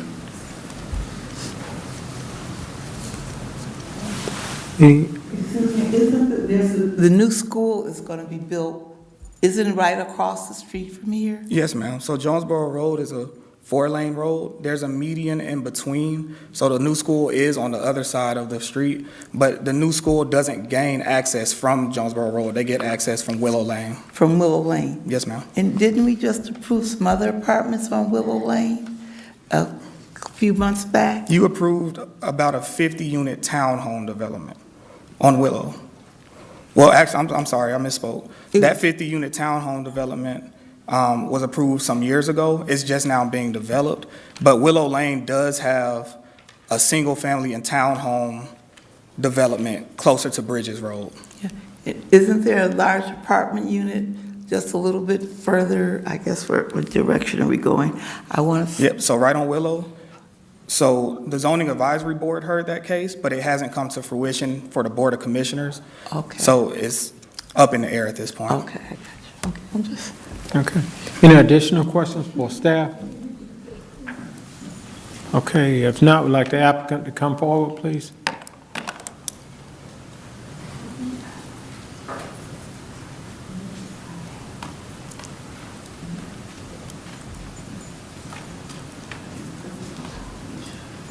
Good evening. Yes, please state your name and address for the record. Will Cassidy with WC Acquisitions, 551 Overbrook Drive, Atlanta, Georgia. Good evening, Chair and board members. Thank you for having me. Give a second for this to get up and going. All right, thank you. Appreciate all of your time tonight. I know it's a busy time of year. Thank you so much. Press down to go forward. Okay.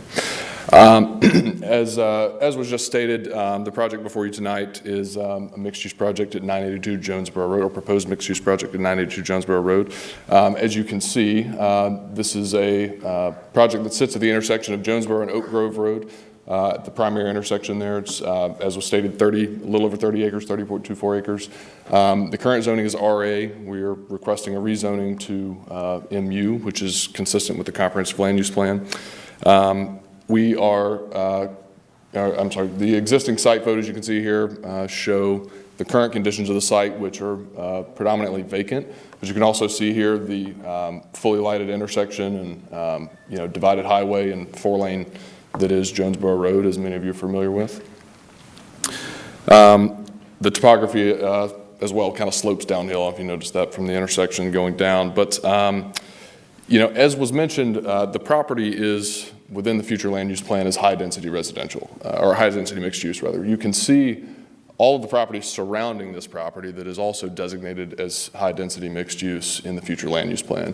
Additionally, the property directly adjacent to this site was recently rezoned to mixed use, so it's the one that's hatched just to the right-hand side of the property here. That was rezoned to mixed use just a few months ago. One thing that's important to keep in mind as you look at all these different things, and I know there have been some questions about the number of units coming online and all that kind of stuff, is that as we stand here today, Henry County's population continues to grow, jobs continue to materialize in the county, and the population continues to increase.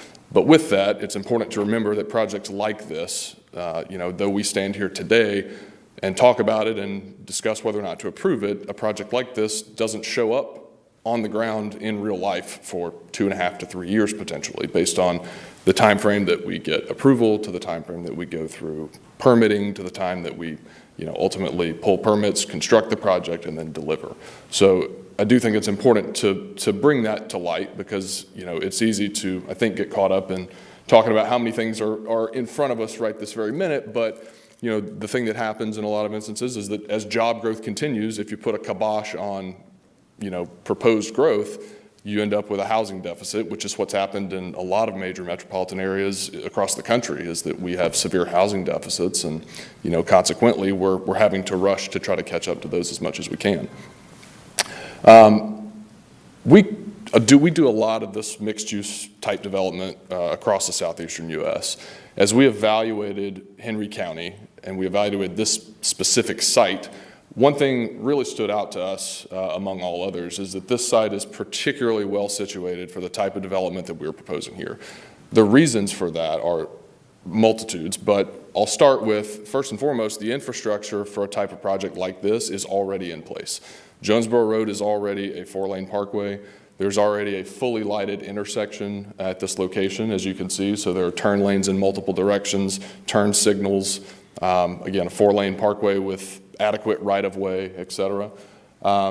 Additionally, proximity to major arterial roadways such as I-75. Jonesboro itself in this area is an arterial roadway. There's additional connectivity both to the north and to the south. You have, as was just mentioned, you have existing mixed-use, propositions around us, and then additionally the future land use plan contemplates it. So again, I'll just reiterate that I think it's important to consider that, even though we talk about this right now, the materialization of this project would be, years away from us as we stand today. So, moving forward to the site plan itself. Oh, and I'm sorry, I want to back up and say one more thing. In that evaluation, as we looked at all this stuff, the thing that we came to the conclusion of is among all the sites in Henry County, this was probably one of the top 5 sites that made the most sense for a project like this. So it meets all the criteria, it sets up well, it has bi-directional access. There's so many different things about this that we believe warrant what we're proposing, and additionally, again, is consistent with the future land use plan for a project of this type. So to walk through the site plans briefly, there are 2 concepts before you. The reason for that is we are actively in discussions with a grocer. We don't control whether or not they ultimately pull the trigger and decide to go. So we would like to try to make that happen, and that is our endeavor, but at the end of the day, unfortunately, we don't control that. So we do have an alternative plan that shows what this would look like if the grocer decides not to move forward, and what that means is effectively we would simply add a few more townhome units to the plan. So as was mentioned, the difference between the two is relatively easy to illustrate, but I will reiterate that we are in conversation at this time. The plan itself, as we approach this, we're seeking to create a truly walkable, integrated mixed-use plan. So that's, interconnected streets, interconnected sidewalks, a community that is cohesive. And when I say cohesive, I mean both from a design standpoint on the ground, but also from an architectural standpoint in terms of how it looks and feels and what that means from an experiential standpoint. From the multifamily standpoint, we have tried to program this with as much green spaces as possible. From the townhome standpoint, we have also done the same, but we have also tried to, disperse the guest parking throughout the community, because that's one thing that oftentimes does not happen, is that guest parking ends up aggregated in one place. So we like to disperse that throughout the community so that, a guest that is visiting someone on one end of the community has a place to park as well. Moving forward to Plan B, again, it's more or less a similar plan, but consists of a few more townhomes. As was stated, I can go through the numbers again, but I'll skip that due to time here. So, from a look and feel standpoint, just to simply give you an idea of the character of what this might look like, we're proposing something that has a mixture of brick, stone, accent colors of white, black, gray. And again, the idea here is that the overall project has a consistent look and feel, and that it is truly a master plan community. So to quickly sort of flip through some imagery, you would see that there are some different styles and different, again, architectural design features of the different uses. But by and large, our goal is to create a cohesive community. Again, all of the uses would be fully amenitized, so full, for the multifamily, clubhouse, pool, fitness center, dog park, et cetera. For the townhomes, we would seek to fully amenitize those as well. You can see here, again, some of the imagery for just the design character, the look and feel of the community. Some of the outdoor amenities. design styles, fitness, etc. So this project is intended to be an upscale but also attainable type project. We recognize that there is a missing middle in a lot of cases where a lot of the housing that's getting built right now is very difficult to afford. So we are attempting to target a price point that serves the heroes of your community. So your nurses and your firefighters and your police officers, but we want to do that in a way that truly does build community and creates an authentic experience for those that are interacting with the project. And so, whether you choose to rent on the property or whether you choose to purchase on the property, we're seeking to create a mixed-use community that gives you the ability to do that, but then also support the commercial functions that we are planning on the property as well. So, with that, I will try to wrap this up. So, thank you very much for your time. Thank you. All right. Does the board have questions for the applicant? Yes. Just quickly. Mr. Richardson. I see you have 270 apartments. Was there any thought about increasing, 270 apartments, was there any thought about increasing the amount of townhouses versus apartments? We did. I think part of that comes down to two things. One is the economics in today's environment, trying to make an overall project of this scale work. The second is also the balance between the types of units and the quantity of those units that we have. So, with the multi-units, for example, we would have those between 1 and 3 bedroom units. With the towns, those would be 3 and 4 bedroom units. And so we try to disperse the quantity of those units across the project as well, even though they're for sale versus for rent. We still look at that as a holistic approach rather than just an individual, townhome versus apartment. So we're really trying to create a mixed-use community that's vibrant and survives and thrives economically in all factors, not just one or the other. Thank you. Okay, any additional questions for the applicant? If not, you may be seated, sir. Thank you. Okay, we have about 48 seconds. Anyone wishing to speak in favor? Enough time. Okay. 48 seconds, I'm gonna use that. Are you going to speak in favor, sir? Well, yeah, because y'all Okay. approve it. Yeah, in favor. Hey, this is awesome. If they do sidewalks around the greenery and that was 40 seconds in a favor. This is great. Where'd he go? Young man, I know you don't live in the area. This is great. Like, we want more of this, but not this. So this is good. Staff recommendation, flock cameras. Come on, let's keep it going. Let's keep security and safety. All right, thank you. 10 All right, minutes. at this time, we'd like to allot 10 minutes for anyone wishing to speak in opposition. Please state your name and address for the record, sir. Joshua Eckhoff, 341 Laura Lane, down the street from this. So let's get into it. He was talking about how the roads are all great. They're not. There are no raised pavement markers anywhere near that development. And if you go back to your last slide, 75, top 10 bottleneck in the United States. And guess what? That downhill, not a block from where this is going to be built, all the roads back up. Once you get ice on the roads, it's so great. Now let's get into your police.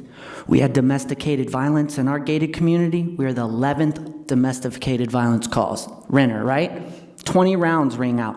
Your 10 officers are on duty. We're on domesticated violence calls. We were the 11th. So let's add more to our community. First, it was staff recommends 55 plus communities. Now we're doing more of this. You just built one a block up by LA Fitness. No means no, enough. You want to build this? Where's he at, young man? Make that a 55 plus gated community. Staff recommendations, golf cart roads. Now they can go shop at their Trulith. They can be in their community, make $1 million homes. Our firemen, police, nurses can't afford to stay in $2,500 rent apartments. No. Who's going to want to buy a house next to apartments? Have y'all rented? It's crazy. We rented in the McDonough Estates. 2 people lost their lives. That was a gated community. One was an officer, blew his brains out for depression. But we're building more and more and more. No, no, no, no. What excuse can we use? They're taxing everything. Your police can't get there. Your fire department can't get there. Come on, who else wants some of this? Let's go. Please state your name and address for the record, ma'am. Brooke Winfrey, 341 Laura Lane. The density is just way too high. There are concerns about Oak Grove Road backing up already, so this would just add more to it, to the bottleneck. I know they recently added a turn signal from Willow Lane to turn left onto Jonesboro, so that's good, but it's still gonna bottleneck down when they head south from Oak Grove. Also, on the other side of Jonesboro, what Dee, the commissioner, recommended is if they have to approve this, put the townhomes in the front and then put the apartments in the back. So if you bring the townhomes forward and you require the developer to be all brownstone, four-sided brick, it'll look a whole lot nicer, just to have Jonesboro Road kind of that aesthetically pleasing look, all kind of uniform, very nice, and then gradually have the higher end apartments in the back, just like we have on the west side as well. Thank you. Angie Collins, Crystal Lake Golf and Country Club. I agree with what both of my neighbors shared earlier. One of the things that I'm concerned about is the traffic that's on these streets, because even though he's saying it's 4 lanes in its ideal position, the traffic is a nightmare already. So by adding more, and you're thinking about the children and the schools and the number of cars, Jonesboro Road is gridlock every single day right now. 75, any exit that you get on Henry County is just you just think there has to be an accident until you drive beyond Stockbridge. So I would say that it's good in theory. I think we do need to have more townhomes that people can actually own, as opposed to apartments where people can rent. But the amenities that he's talking about, the supermarket is down the street there's a Kroger down the street on Jonesboro. There's a Super Walmart around the corner. How many supermarkets do we need? We need some amenities that we want. We had a meeting that said, hey, this is the things that we would like to see. I would like to see more things that add value, not just the same run-of-the-mill. Thank you.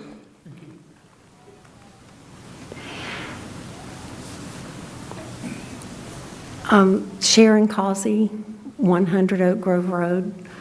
My property, we have we backed up to the back of this. Almost the whole area is our property. And my house is right there. And most of the time, the traffic is backed up like a quarter mile, half mile down. We can't even turn left to come out of our driveway now. Probably more than 50% of the time. We have to go right and go down to Jodico to get anywhere, or go through subdivisions or whatever.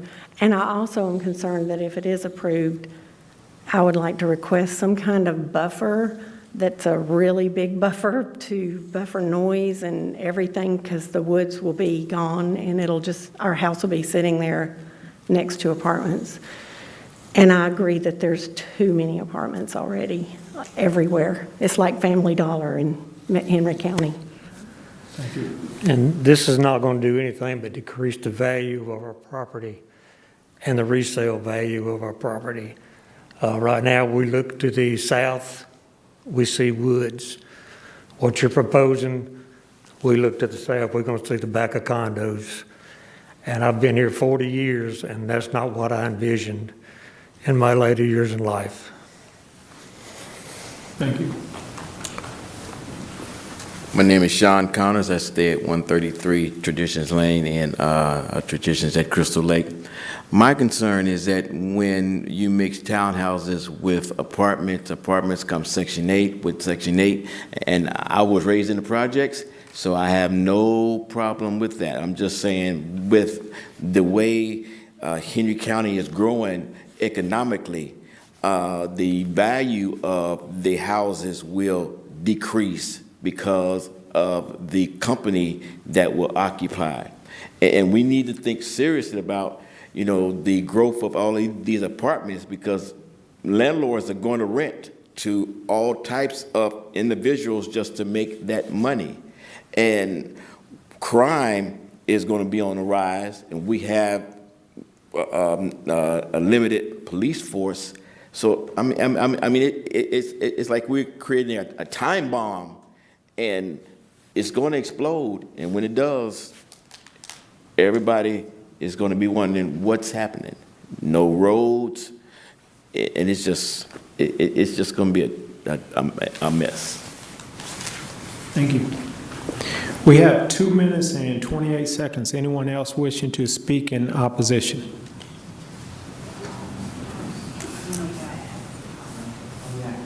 Staff recommendation, rental cap.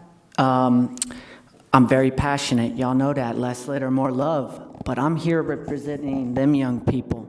They're the ones moving out. Because once you approve this, they're going to sell. Goodbye. Boom. Now we'll have apartments on apartments. Awesome. Look at all that green up there. It's slowly dying. There are no tunnels, no land bridges for our animals to cross 75. There are deers eating on 75, but we're building more of the same. Shouldn't we be protecting the homeowners that have been here 40 years? Only been here 10, and I'm just starting to wake up and get loud. Because if we don't speak up, green light, let's build more. Look at all them woods. Let's put more in. How many more apartments are we going to build? Enough's enough. Come on, staff, what recommendations can we make, you know? Because between our 911 call center being shorthanded, your police being shorthanded, we're 6,000 warrants behind. Just coming to this meeting, we stopped at Panda, and like he said, I grew up in the hood. I grew up less fortunate. I lived out of my cars. We have that here in McDonough. Kids walking around with his backpack, carrying plastic bottles. Meanwhile, we're trying to work and live here. Like we're all trying to survive. We want better. This is not it. So no, no, no means no. I'm going to say it 5 times. When you practice it, it just rolls off your tongue. Be like, nope, young man, go back to Atlanta. When you come back, look, he ain't paying attention. Come on. Like, what are we wanting? All these right there. We just got a new BJ's, and I love staring at pallets, but that's McDonough, you know? So what else could you put there that makes him money, but he wants to build? A 55-plus senior citizen? Sir. $1 million community? Sir, yes, sir. Let me ask. We're not here for any personal attack. So when you address individuals, we are doing things personal. I understand. Yes. No personal attacks. This is business. This is zoning for dollars. And if they're just going to keep building, and what are we not using against them? Our police are taxed. Emergencies are taxed. You can't get an ambulance or fire truck there. Thank you, sir. You're welcome. Thank you. Have a seat. Does the board have additional questions for staff or the applicant? Okay. I would like to make a couple of comments. Yes, please. Concerning some of the concerns about conditions. Yes. So earlier this year in the summer, we actually adopted a multifamily code, which Henry County did not have before. The purpose of that code was to cut down on the 30 and 40 condition rezonings that happen to confuse everybody and make standards for multifamily. A part of those standards are the requirements of flock cameras that tie into our real-time crime center.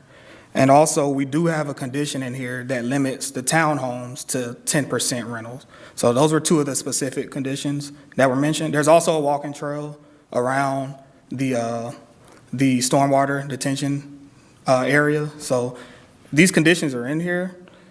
Everything isn't spelled out in the conditions because a lot of it is spelled out in the actual ULDC. I always like to end my presentations by saying, if there are concerns about infrastructure, please reach out to staff because we can answer some of these questions and let you know some of the plans that are coming along within the next 1, 2, and 3 years that will address a lot of these concerns. Thank you. Yes, sir.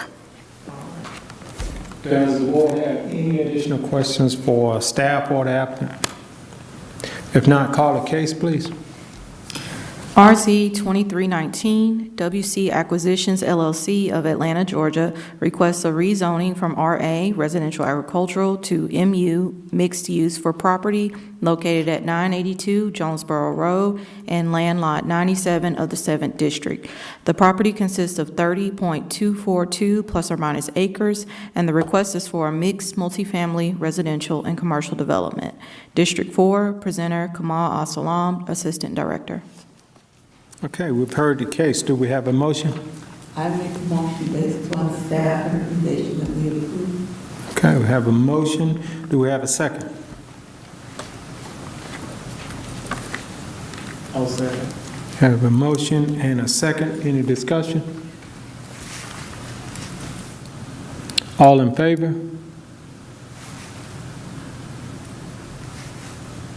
All opposed? We have a tie vote. That means myself as the chair has to break that, and as of this point, I oppose the motion. Thank you. Motion denied. Call the next case, please. And the next case is going to be associated case. So that case was, those next two cases are removed from the calendar. Yes, sir. Okay, thank you. Okay, well, I think that takes care of our next meeting will be January the 11th, 2024, 6:30 PM at a regular zoning advisory board meeting. And I make a motion to adjourn. All right. Thank you. Have a good night.